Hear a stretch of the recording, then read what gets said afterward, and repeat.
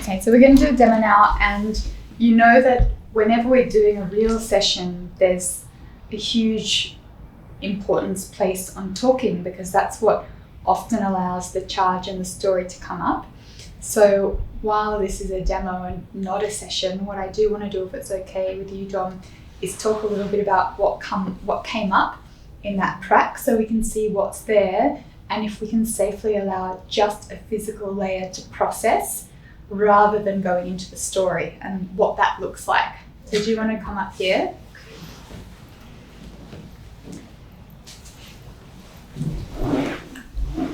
So tell me about what happened just then with your ribs. Whenever I talk about it, I feel like laughing. It's ticklish. I mean, I know I'm quite an easily tickled person. Mm-hmm.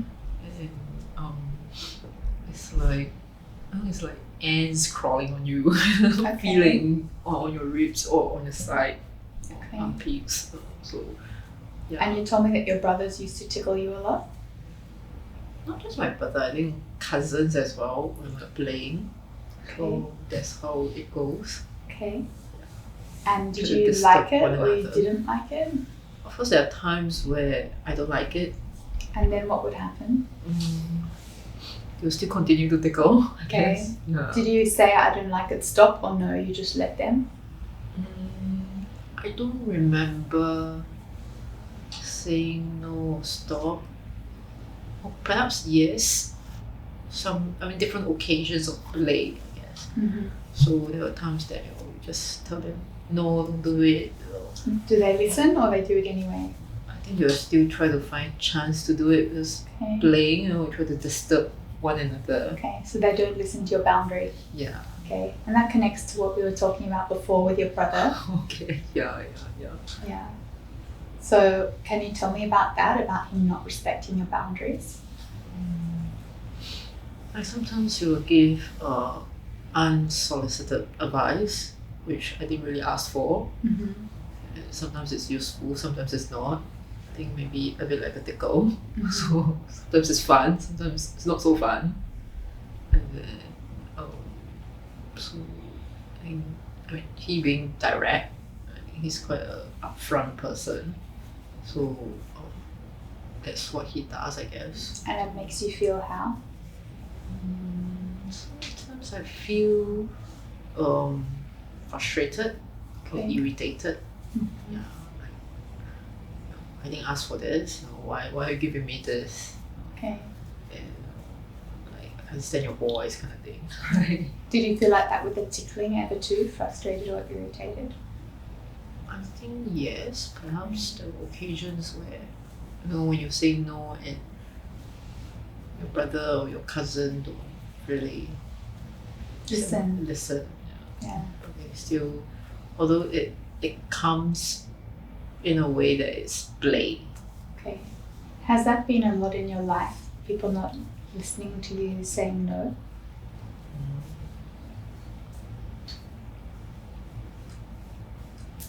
Maybe, I guess. I'm not very sure.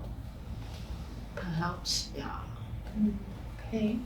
So I'm going to come out of like facilitator mode and into teacher mode for a second. So there's really clear links for a thread so far, which is when somebody breaches my boundary, I feel invaded, I feel harmed, and either I don't set a boundary, or I set it and it's not respected, and that makes her feel, she said, irritated or frustrated. Later on in this module, you're going to see how I class all the emotions as spectrums. So on the anger spectrum, it goes irritation, frustration, anger, rage. So when someone tells you they're irritated, you know that that exists on the spectrum of anger, and that's the emotional thread that you'll be working with. So I just want to highlight that there's a very clear thread, which is the unexpressed anger of having a boundary breached. And just a moment ago, we were talking about the idea of you're not listening to me. Is that kind of the thought that goes with it when you feel this irritation or frustration? Or is it something else? It's the thought. I I think it's more of when people breach my boundary, not so much of not listening to me. And what's the thought that goes with when they breach your boundary? Like, sometimes I feel like telling them, fuck off. Fuck off. Okay, good. Do you ever say that? No, of course. Okay. This connects to what we were talking about earlier in the session, right? There'll be a lovely, amenable person that's holding in so many fuck offs. Yes. Yeah? And often these fuck offs need to come out. However, we're not going into that today. That can be next week. Yeah? This is really good because it gives you guys layers of which to connect to this process from. So knowing, when you think of saying fuck off, that's really angry, right? It's not fuck off, blah, blah, blah. Like, that's not irritation, right? That's full blown. How many times do you think in your life you've thought it and never said it? Wow. Like roughly? 20, 30, I don't know. Okay. Quite a few. More? Yeah, more. 100? Could 500? be. Yeah. Okay. So we know now in this experience together that that's in you. And the thing that happened with your friend is connecting. Yeah. And so there's a very clear emotional thread, which is don't violate like when a boundary is violated, I feel angry and I want to say fuck off. Yeah, which is great. We're getting somewhere. Yeah. Today, so actually I think you would be very fine to go into a deep process right now, but for the purpose of learning, we're not going to go there, and we'll go there next week, or you guys will go there next week. For now, assuming that Dom was a current trauma client that really has so much emotion, what we would want to do is connect to this thread in a really gentle and safe way. So I'm going to say something to you, Dom, so knowing that you've connected to this anger and maybe the intensity of having had so many experiences of it, would it be okay today to let some of that experience move through the body here in the room? So we're not going to connect to the story today, just let some of that charge move through and out. Yes. Okay? All right. Let's go. Just letting the external world disappear. Allowing your breath to bring you into the body, on the table. This time and space to allow some of that physical charge associated to those feelings of irritation and frustration, perhaps even anger, to move through the physical body. Just making a little bit of space inside you. And I'm going to be here supporting you with my hands, but if you have any very strong emotions or sensations or memories, please tell me, okay? Stay in contact.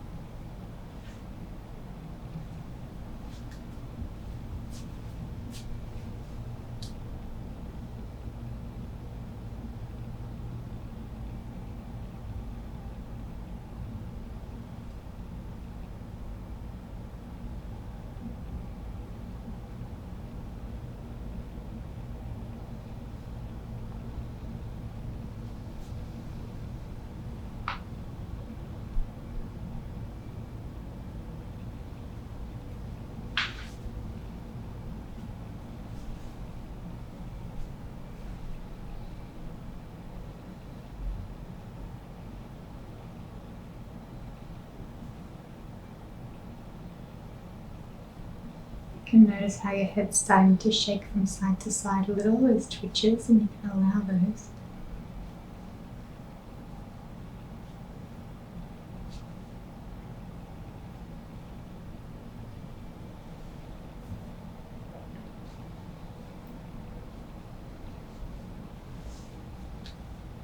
It's almost like your head trying to say no, so you can really let it.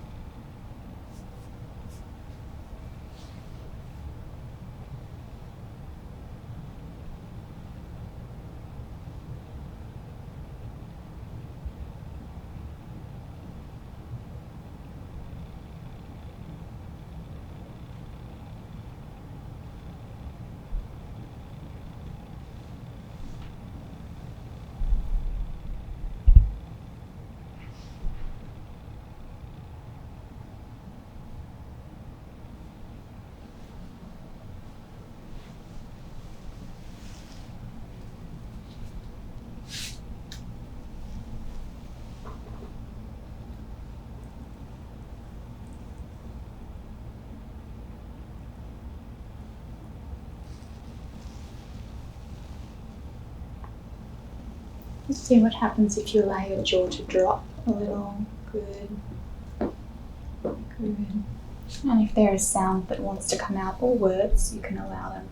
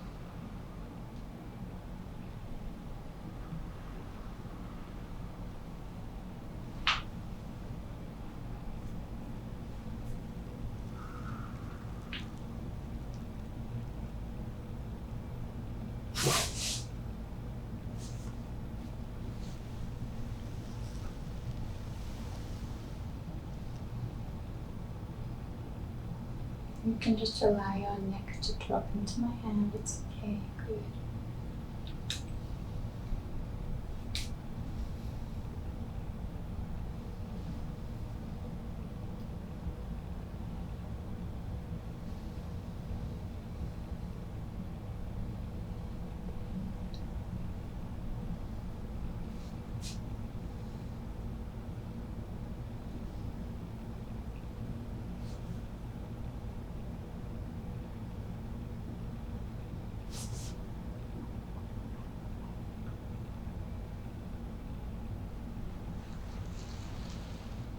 And drop the jaw again. Good. And you can allow that sound to come.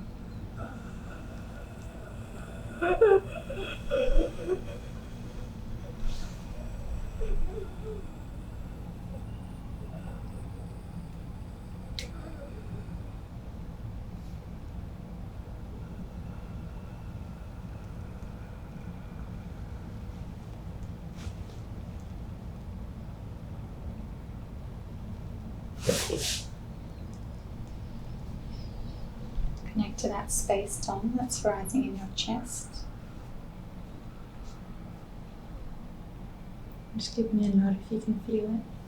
Yeah, good. So just want you to be with that space now. Just allow it to integrate and stay. Space that you've made.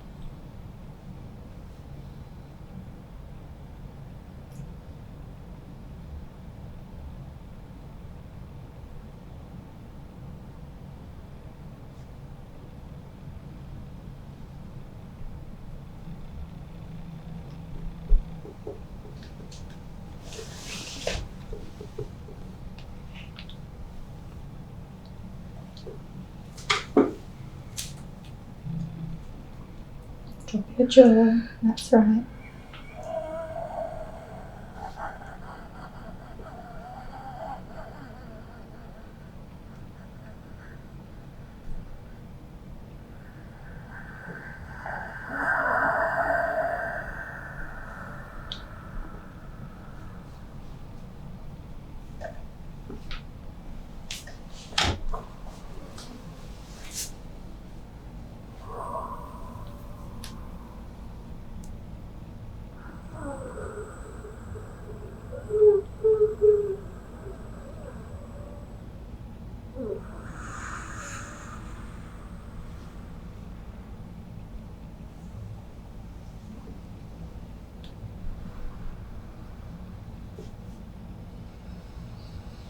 Feel the space again.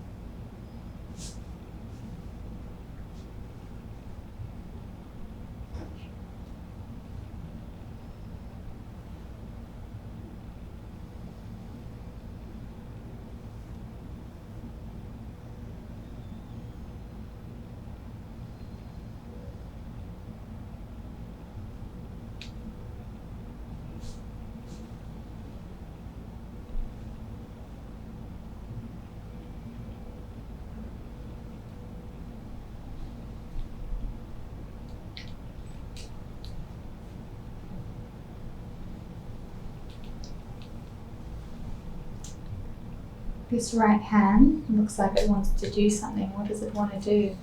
You allow it? Yeah, it's just stretching the right shoulder. It's like a shoulder rotation. Can you find the activation from the shoulder through to the hand? Mm-hmm. Okay. What does your hand want to do? I'm going to give a little bit of feedback. What does your hand want to do? Push. Yeah, push, go.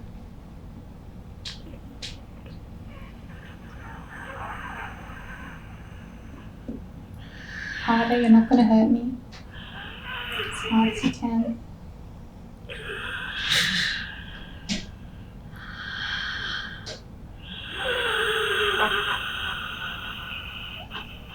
And relax, relax.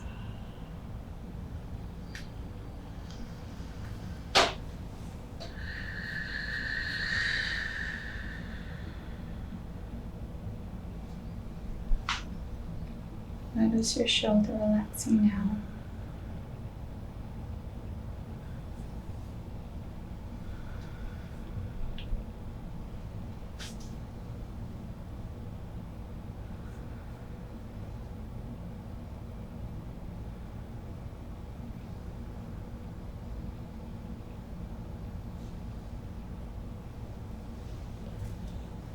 And Dom, I want you to open and close your right hand a few times, just connecting to the change. It's there. And the ability to push through the hand. Yeah, just integrating that. I'm just going to hold your sacrum for a while to integrate, okay? Mm-hmm. Did a really good job.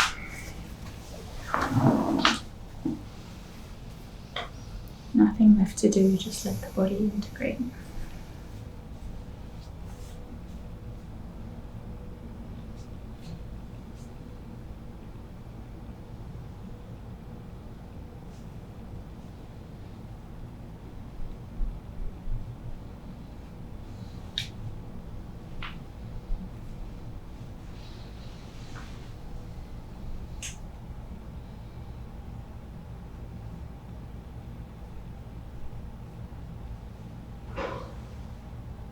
Really let your spine drop into my hands so they can support you. Good. It's okay if the body wants to twitch a little more as it integrates.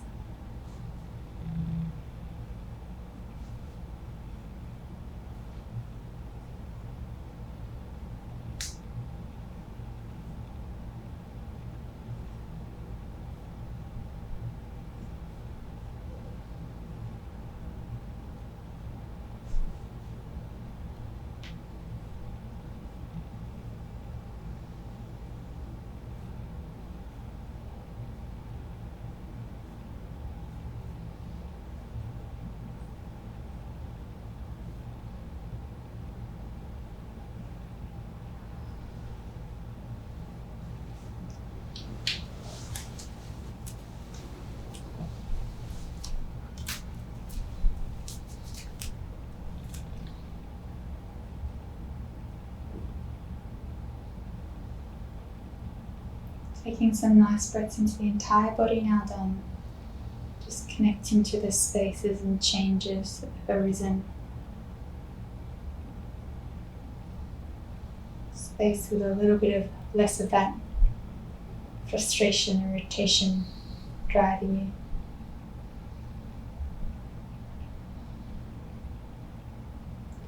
And again, just opening and closing that right hand, connecting to its ability, its strength and expression. Good.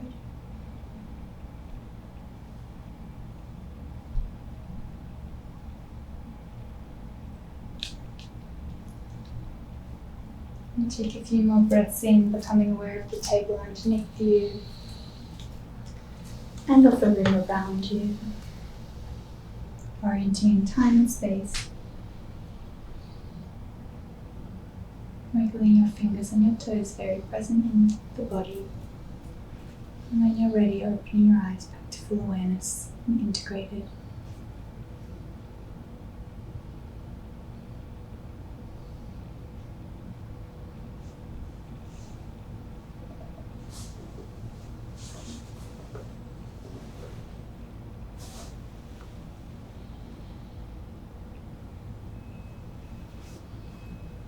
What are you doing?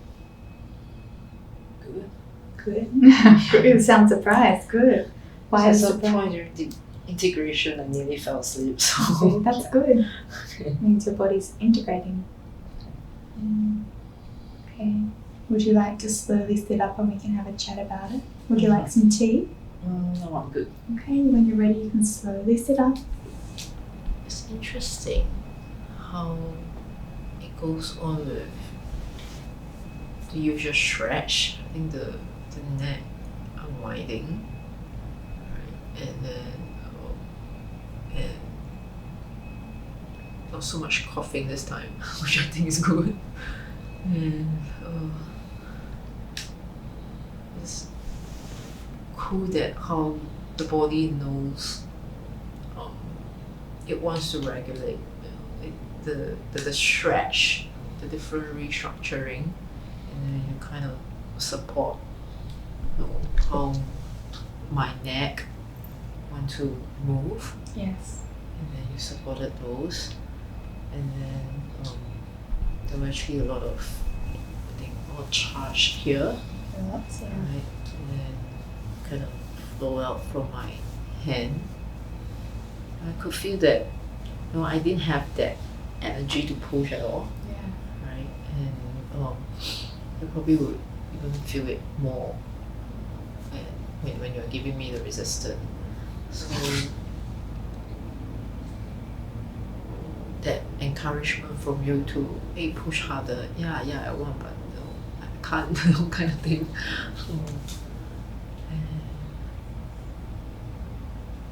So after that, I think that sort of, it felt like, I have a new arm kind of thing. That's nice. Yeah. I could feel the difference, like, hey, my right hand, my right arm and my left arm is different.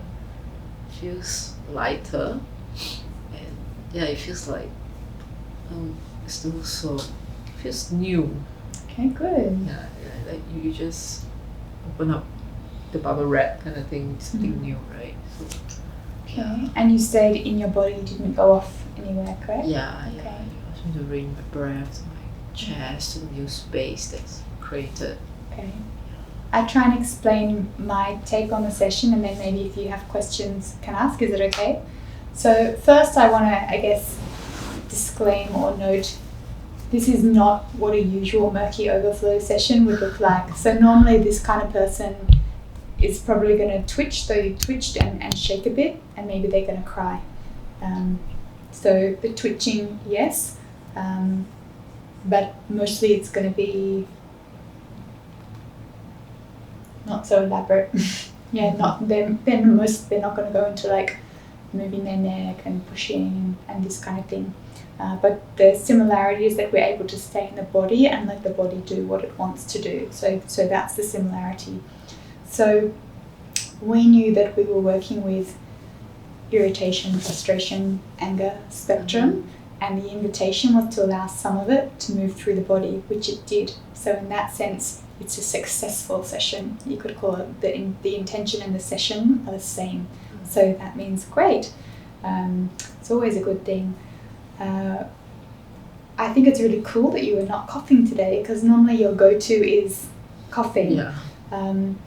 And it was very, so the idea of supporting the body is exactly right. So when I notice that your head is wanting to do something, I'm going to support with my hands and my words. So I'm going to give a permission, invitation, and I'm going to go with it. And I'm sure as you were watching Chloe, you can see I'm not doing any of the specific holds. I'm actually just responding, oh, her body's going this way. Oh, I'm going to support it. It wants to lift up. Okay, I'm going to respond, and I'm going to support what your body is doing. Mm-hmm. I also invited you to open your jaw a few times. So what can often happen with all emotions, but certainly with anger when it's repressed, is that we end up holding a lot of tension in our jaw and clenching it shut. So I could see her body going to movement, and I could see a tightening happening at the jaw. So I invited her to drop it, and naturally sound started to come. Sorry, I just need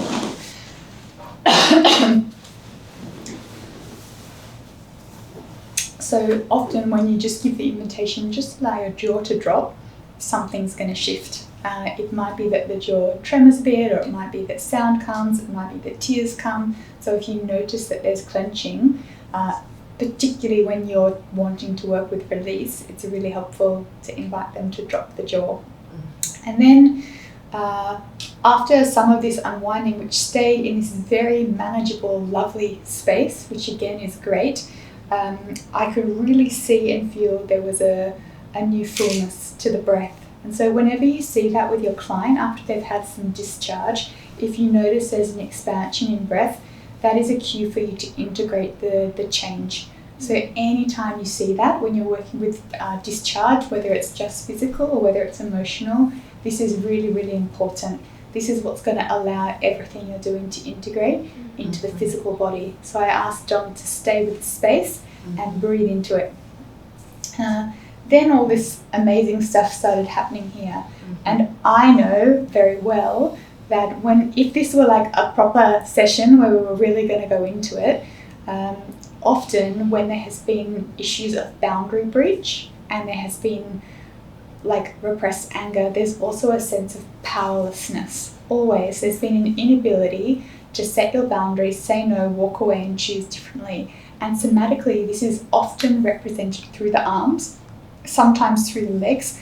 The legs is more common when it comes to sexual abuse or like pretty severe beating on the lower body. But often when the body wants to express a boundary, the arms want to get involved and the arms want to push away. What's interesting in this session is that it was your shoulder was trying to do it. So there's a connection from the chest and the throat through the arms, through the hands. It's a very natural, I guess, flow. Your shoulder was going to a process, but your hand was kind of limp. And it was here and it tried to grab itself. Like there was like an inkling of life. And I don't know if you saw, I actually took her hand to see if she would. But when I took her hand, when I made connection, she went more limp. So that was really interesting. So I thought, okay. And I put her hand down because her hand said, I'm scared of that no. And it retracted further. And then when I put her hand down, it started going that, but it was still really limp like this. And so actually I invited a connection between the shoulder and the hand, because it's like almost this was flaccid and this is going crazy. So somewhere, and this is having like hands that can't push in a somatic session is a very clear sign of disempowerment. I can't, or I'm not allowed, or it's not safe, but actually it is. So again, staying only with the physical aspect, I invited you, can you make a connection? And this is the beauty of hypnotic language and the power of suggestion. All I did say is, can you find it? Done. So the words are really, really powerful. If I hadn't have said anything, she would have stayed. It wouldn't have come through. So I invited a connection, and then I gave her a little, and I asked, once the connection was made, what does your hand want to do? Oh, it wants to push. So we're talking to your hand, we're not talking about you, we're talking to parts of the body. What does your It wants to push. Okay, let's do that. And then what is also really common is that there will be huge hesitation, which you had to push. And it can be like a real physical feeling of, hey, I can't. Or it can be a feeling of, I shouldn't because I don't want to hurt you. Mm-hmm. So as a practitioner, you need to tune into which one of those is it. And so we did a little bit of pushing, and you can feel, I'm giving a bit of feedback resistance to it so that she has some, if I'm not giving it, it's not going to happen. So you've got to meet the push so that there's that shaking or tremor coming through the hand. And when you feel like it's enough, then you can just invite the client to, okay, just relax. And then usually I'll put my hand on like this, and usually there's a lot of release through. And this isn't even getting into sort of the idea of pushing away a perpetrator. We stayed purely in a somatic process of allowing charge to release through the body. But we know, having explored together, that it is linked to anger and that it is linked to not being able to set a boundary. Mm-hmm. So if we were going to go deeper into a session, we would be employing these tools to connect to story and intention. But we didn't do that today. But the concept of how to release charge through the arm stays. Mm-hmm. And we will be exploring how to work with like pushing and discharge both through arms and legs in this module. Mm-hmm. But it just naturally came up today. Mm-hmm. Yeah. And then again, once that happened and there was some discharge, again I invited her to connect to the space, and then I let her know pretty much that's it now, it's time to integrate. And as a practitioner, it's really important you feel confident to kind of guide the session, because we could have gone into more. If I didn't craft it or direct it into integration, her head was already starting to go into more of a process. So that's something that as a practitioner you need to realize, either A, they've had enough for today, or time doesn't allow for us to go into something else, and then you have to guide it into integration and let them know, okay, now it's time to let your body integrate. So having that authority is really important as a practitioner. Any questions on that? You, Chloe, any comments or questions? Yeah, it's good I saw when you caught her hand, and I was wondering like why you did that, because it was quite like sudden watching it. Yeah. So it's good you explain the roots of that. I'm really curious about, you were saying powerlessness and how that links to the arm. So then I would be curious about understanding the body in this way more in the coming sessions. We will, absolutely. Yeah. So powerlessness underpins all trauma, all relational trauma. We are powerless to the trauma, to the person harming us. We're powerless to change the situation. And often this manifests through the body as not being able to push, or not being able to kick, or not being able to shake or scream or do all this. So a lot of our job as practitioners is to sense where the body is almost disabled in its expression, and empower them to let it happen. So if you can consider, and I always come back to physical abuse because it's just the easiest one to demonstrate with, just say someone had been like really badly physically abused, their body will want to rage and they would not have been allowed. So finding a way to let that express through the body in whatever way we can is really important.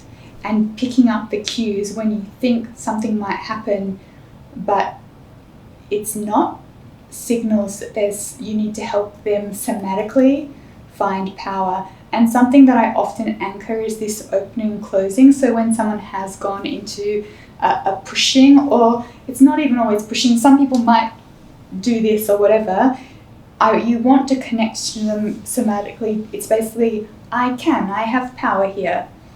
So that's really helpful for them to feel, yeah, I can.